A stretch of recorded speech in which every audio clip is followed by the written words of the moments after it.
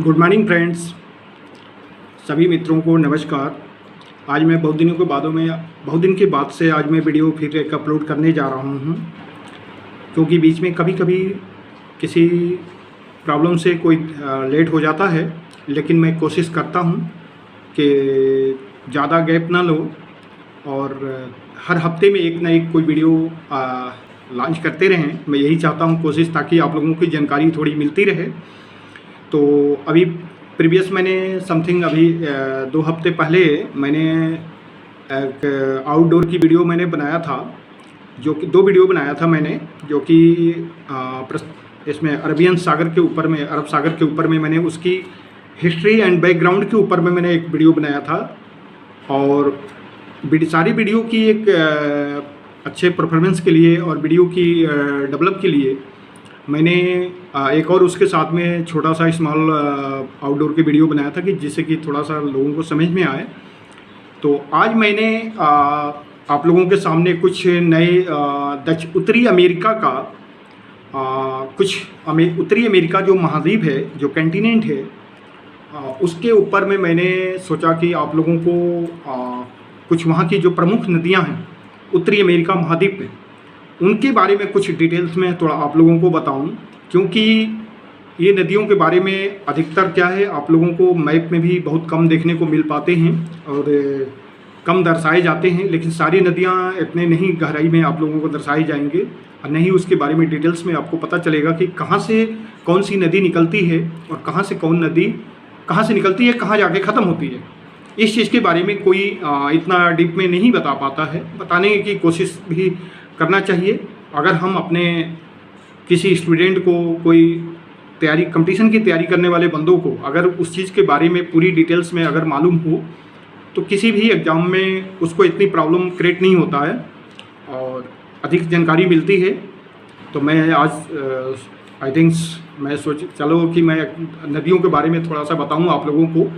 तो सबसे पहले उत्तरी अमेरिका महाद्वीप में सबसे पहले एक मैकेंजी नदी है, जो कि यह मैकेंजी नदी यह कनाडा के सबसे बड़ी नदी मानी जाती है नंबर 1 में। नंबर 2 में सेंट लॉरेंस एक नदी है, जो कि यह सुपीरियर झील के किनारे से निकलती है, और ये नदी भी एक कनाडा की बहुत इम्पोर्टेंस रिवर है।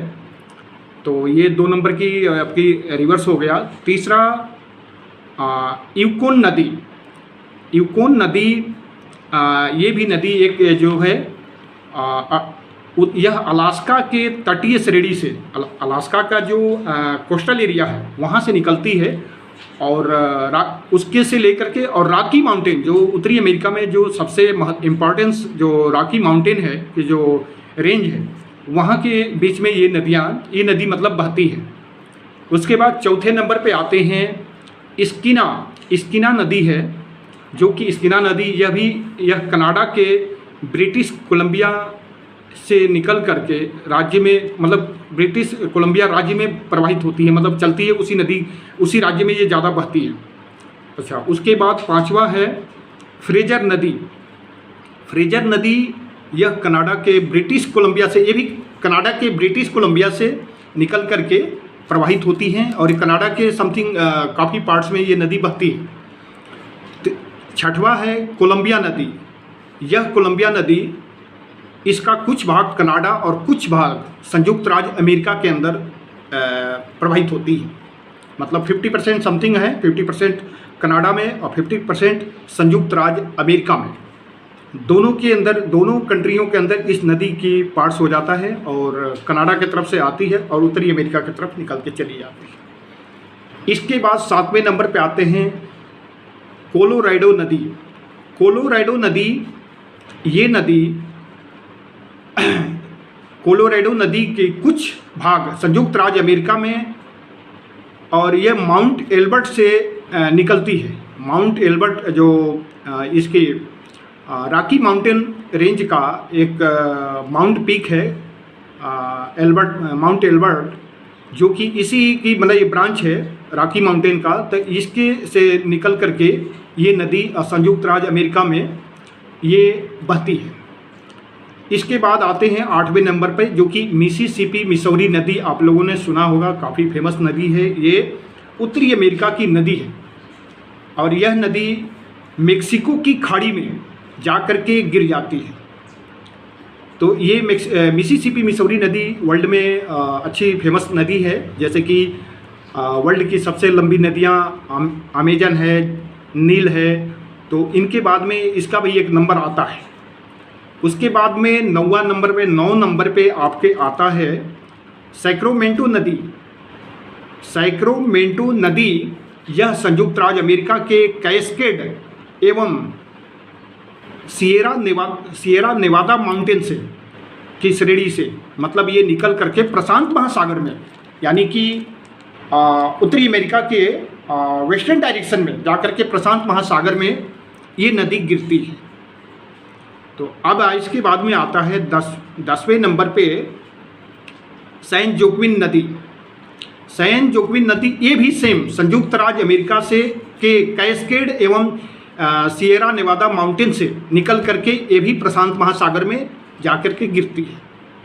थोड़ी सी दोनों नदियों के बीच में गैपिंग है, जो कि बीच में काफ़ी एक बड़ा वैली टाइप की बन जाती है और कुछ फॉरेस्ट हैं और बीच बीच में कुछ छोटे बड़े माउंटेन भी इसके दोनों नदियों के बीच में हैं, जो कि रॉकी माउंटेन की ही कुछ पार्ट्स हैं। अच्छा, इसके बाद में आता है रियो ग्रांडी नदी। मतलब रियो ग्रांडी नदी ये 11वें नंबर की नदी है। यह नदी रॉकी पर्वत के माउंट एल्बर्ट के दक्षिण की तरफ से पूर्व दिशा की तरफ बहती है और मेक्सिको की खाड़ी में जाकर के ये भी नदी गिर जाती है। तो ये है आपकी 11वें नंबर की नदी। और अभी हम 12वें नंबर पे चलते हैं, जो कि दिलवारे नदी है। इस नदी का नाम है दिलवारे नदी। दिलवारे नदी इसकी जो लैंड स्ट्रक्चर है, मतलब कहाँ से कहाँ निकल करके बहती है, तो वो है ये है अपलेशियन माउंटेन है। ये उत्तरी अमेरिका में रॉकी माउंटेन का एक ब्रांच है, जो कि अपलेशियन माउंटेन इसको कहते हैं। से ये निकल कर के अपलेशियन माउंटेन से निकल कर के अटलांटिक महासागर में, यानी उत्तरी अमेरिका के पूर्वी छोर में, उत्तरी अमेरिका के पूर्वी छोर में जाकर के उत्तरी अटलांटिक महासागर में जाकर के ये नदी गिर जाती है। इसके बाद आते हैं अभी 13वें नंबर की जो नदी है, जिसको बोलते हैं हडसन नदी।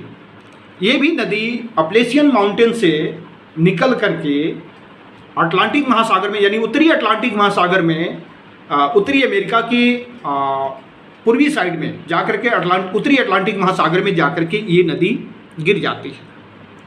इसके बाद में सबसे लास्ट में आता है 4थे नंबर पे टेनेसी नदी। टेनेसी नदी का